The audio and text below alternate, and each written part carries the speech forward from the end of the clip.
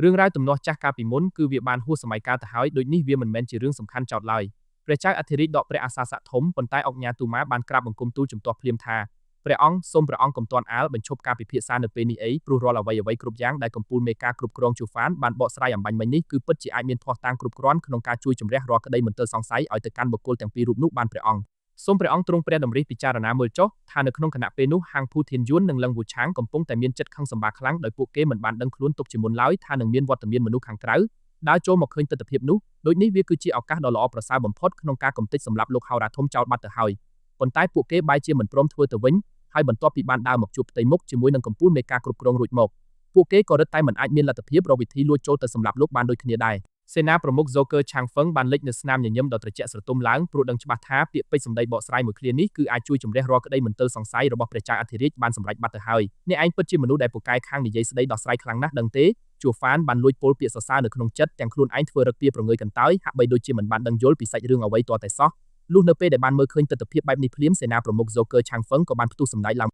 ងព្រះចៅអធិរាជកើតមានប្រតិយខឹងសម្បាយ៉ាងខ្លាំងបំផុតប៉ុន្តែទ្រង់បែរជាមិនដឹងថាគួរតែត្រូវរកវិធីអ្វីមកពោលពាក្យតបតវិញឲ្យសមស្របឡើយទោះបីជាទ្រង់បានប្រឹងបើកការសាកសួរដេញដោលទៅលើមនុស្សគ្រប់រូបយ៉ាងតឹងរឹងកម្រិតណាក៏ដោយក៏នៅតែមិនអាចក្តាប់បាននៅរាល់តម្រុយសំខាន់អ្វីឡើយហើយជាចុងក្រោយបង្អស់ព្រះអង្គមានតែត្រូវបង្ខំចិត្តចេញព្រះរាជបញ្ជាឲ្យបើកការឃុំខ្លួនរាល់មនុស្សទាំងអស់ឲ្យរស់នៅត្រឹមតែនៅក្នុងផ្នែកខាងក្នុងរាជធានីដោយហាមឃាត់មិនឲ្យមានអ្នកណាម្នាក់ធ្វើដំណើរចេញទៅខាងក្រៅឡើយបន្ទាប់ពីការបើកកិច្ចប្រជុំបានបញ្ចប់សពគ្រប់ជួហ្វានក៏បានបោះជំហានជើងដើរចាក់ចេញមកខាងក្រៅភ្លាមប៉ុន្តែស្រាប់តែភ្លាមនោះមានឮសំឡេងមនុស្សម្នាក់ស្រែកហៅពីខាងក្រោយថាលោកកំពូលមេការគ្រប់គ្រងធំគេបានបញ្ឈប់ជំហានជើងរួចបានងាកទៅប្រាប់ដល់មនុស្សទាំងពីរនាក់ដែលនៅក្បែរខ្លួនឲ្យនាំគ្នាធ្វើដំណើរទៅខាងមុខមុនចុះដិតរូបគេច្បាស់ជានឹងប្រញាប់ធ្វើដំណើរដើរតាមពីក្រោយទៅជាមិនខានឡើយលឹងវូឆាងបានបោះជំហានជើងដើរសម្ដៅត្រង់មកជិតជួហ្វានរួចបានឱនក្បាលគោរពដើម្បីបង្ហាញពីក្តីដឹងគុណធម៌ដ៏ជ្រាលជ្រៅថាខ្ញុំសូមអរគុណដល់លោកកំពូលមេការខ្លាំងណាស់ដែលកាលពីអំបញ្ញមិញលោកបានបើកចិត្តចេញមុខជួយបកស្រាយរាយការណ៍ថ្វាយស្ដេច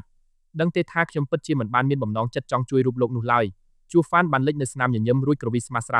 ាលរូបខ្ញុំគឺដឹងខ្លួនឯងច្បាស់ណាស់ប៉ុន្តែទោះជាយ៉ាងណាក៏ដោយរាល់ទង្វើជួយរបស់លោកនៅថ្ងៃនេះវាបានធ្វើឲ្យនៅក្នុងចិត្តខ្ញុំកើតមានក្តីដឹងគុណយ៉ាងជ្រាលជ្រៅបំផុត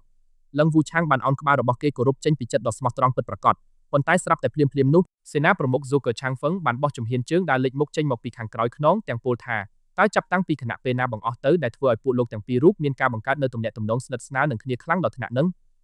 លឹងវូឆាងប្រញាប់ងាកផ្ទៃមុខត្រឡប់មកឱនក្បាលគោរពទៅកាន់សេនាប្រមុខ Zoker Chang Feng Plate ខ្ញុំសូមអរគុណដល់លោកសេនាប្រមុខខ្លាំងណាស់វាគ្មិនមែនជារឿងអ្វីធំដុំចោទឡើយព្រោះការពិតជាក់ស្ដែងរាល់អ្វីគ្រប់យ៉ាងគឺវាសុទ្ធសឹងតែជាគំនិតបង្ហាញផ្លូវដ៏ឈ្លាសវៃរបស់លោកកំពូលមេការគ្រប់គ្រងនោះទេតើមើលទៅលើសម្បកក្រៅគេហាក់បីដូចជាកំពុងតែខំប្រឹងចេញមុខជួយជ្រោមជ្រែងដល់ពួកមនុស្សរបស់ត្រកូលហាងភូប៉ុន្តែនៅក្នុងចិត្តពិតប្រាកដវិញនោះគឺគេកំពុងតែរកវិធីជួយស្រោចស្រង់ឲ្យក្រុមមនុស្សរបស់ត្រកូលលូយើងអាចមានឱកាសរួចផុតពីទោសកំហុសដ៏ធ្ងន់ធ្ងរតែប៉ុណ្ណោះឯងសេនាប្រមុខ Zoker Chang Feng បានក្រវីក្បាលរបស់គេស្រាលទាំងមានស្នាមញញឹមឡើងជួហ្វានតែងតែមានចិត្តមើងងាយទៅលើរាល់គំនិតផែនការយុទ្ធសាស្ត្រថោកទាបរបស់ព្រះចៅអធិរាជជានិច្ចដែលទ្រង់មានប្រតិយចង់យករឿងរ៉ាវនៃការស្លាប់បាត់បង់ជីវិតរបស់លោកហោរាធំមកធ្វើជាលេសដោះស្រាយទទេដើម្បីបើកការកោះហៅពួកកំពូលមេត្រកូលធំទាំង7ត្រកូលឲ្យមកជួបជុំគ្នាបើកការសាកសួរដេញដោលពាក្យសម្ដីដែលទង្វើដ៏មានភាពលាក់លៀមនឹងគឺច្បាស់ណាស់ថាចង់រកវិធីកម្ចាត់ចោលនៅត្រកូលលូរបស់យើងរួមជាមួយនឹងត្រកូលហាងភូចោលឲ្យអស់រលីងក្នុងពេលតែមួយជាក់ជាមិនខានពីព្រោះទោះបីជាពួកយើងមានកម្លាំងធម៌ពលអំណាចខ្លាំងក្លាប៉ុណ្ណាក៏ដោយប៉ុន្តែប្រសិនបើតម្រូវឲ្យមកជួបប្រទះនៅការចោទប្រកាន់ដ៏ធ្ងន់ធ្ងរពីបទរួមដៃគ្នាកំទេចសម្លាប់លោកហោរាធំពិតប្រាកដមែននោះព្រះចៅអធិរាជច្បាស់ជានឹងអាចមានលក្ខណៈសម្បត្តិគ្រប់គ្រាន់ក្នុងការឆក់ប្រើប្រាស់កម្លាំងទ័ពរាជវាំងទាំងមូលមកបើកការបោសសម្អាតពួកយើងចោលជាក់ជាមិនខានឡើយជួហ្វានធ្វើទឹកមុខឲ្យមានភាពម៉ឺងម៉ាត់រួចគិតគូរនៅក្នុងចិត្តយ៉ាងម៉ត់ចត់ថាទោះបីជាសម្រាប់នៅក្នុងលើកនេះត្រកូលលូរបស់យើងគឺអាចរកវិធីជួយស្រោចស្រង់ឲ្យរួចផុតខ្លួនបានពិតមែនប៉ុន្តែប្រសិនបើទ្រង់អាចមានលទ្ធភាពរកភស្តុតាងមកចោទប្រកាន់ទៅលើត្រកូលហាងភូបានសម្រេចមែននោះព្រះចៅអធិរាជក៏ច្បាស់ជានឹងនៅតែអាចមានវិធីសាស្ត្រអាចកំបាំងដទៃទៀតដើម្បីទាញទាក់អូសឲ្យត្រកូលលូយើងត្រូវតែដើរឈានជើងចូលរួមរស់នៅក្នុងរឿងរ៉ាវដ៏មានគ្រោះថ្នាក់មួយនេះលុះរងចាំរហូតដល់គណៈពេលដែលខាងភាគីទាំងសងខាងត្រូវទទួលរងនូវភាពហត់នឿយអស់កម្លាំងពីខ្លួននោះហើយគឺជាលទ្ធផលចុងក្រោយបង្អស់ដែលព្រះចៅអធិរាជទ្រង់មានប្រតិយចង់បានខ្លាំងបំផុតនោះឯង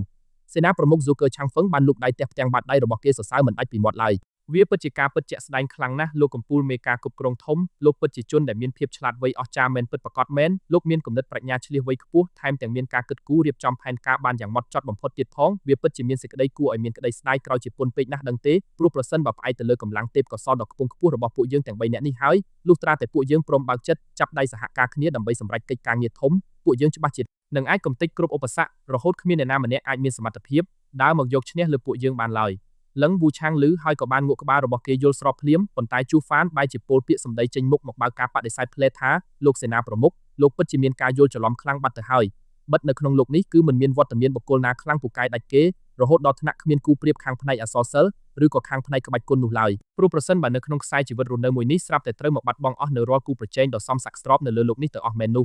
វាច្បាស់ជានឹងធ្វើឲ្យខ្សែជីវិតរបស់ពួកយើងត្រូវកើតមានភាពគួរឲ្យធុញទ្រាន់ខ្លាំងណាស់ដឹងទេលោកសេនាប្រមុខជូហ្វានស្រាប់តែផ្ទុះសម្ដេចឡើងមកសេនាប្រមុខ Joker Chang Feng រួមជាមួយនឹងលោកគ្រូលឹងវូឆាងក៏បាននាំគ្នាផ្ទុះសម្ដេចឡើងមកព្រមគ្នាភ្លាមដូចគ្នាដែរទោះបីជាការពិតជាក់ស្ដែងពួកគេម្នាក់ៗគឺសុទ្ធសឹងតែជាមនុស្សដែលធ្វើដំណើរមកពីខាងភាគីក្រុមកងបកពួកផ្សេងៗគ្នាក៏ដោយនៅក្នុងចិត្តគឺពួកគេតែងតែមានការកើតមាននូវគោលបំណងរួមគ្នាមួយជានិច្ចរហូតធ្វើឲ្យពួកគេកើតមានអារម្មណ៍ស្ដាយក្រោយជាខ្លាំងដែលកាលពីមុនមិនបានមានឱកាសបើកចិត្តរកវិធីមកជួបពិភាក្សាគ្នាឲ្យបានឆាប់រហ័សជាងនេះទោះជាយ៉ាងណាក៏ដោយចុះតើនៅក្នុងចិត្តរបស់ពួកលោកអ្នកទាំងពីរមានគំនិតគិតសន្មតថានរណាដែលជាជនឃាតករពិតប្រាកដម្នាក់នោះទៅ